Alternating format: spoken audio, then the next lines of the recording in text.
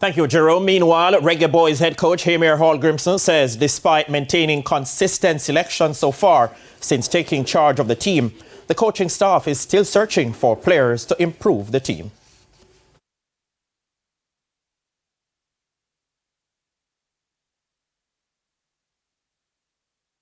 No, never.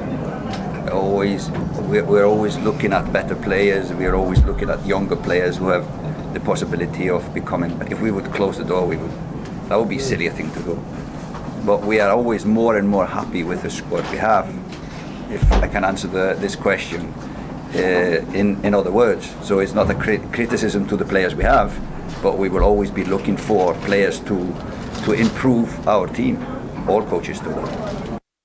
Hall-Grimson noted that he also wanted the team to play a certain way against the Central Americans, but was hampered by a lack of cohesion in certain areas.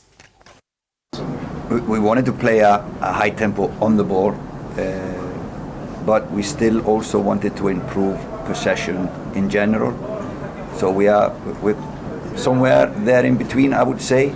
But the challenge is to find the moment when to go fast and when to go slow.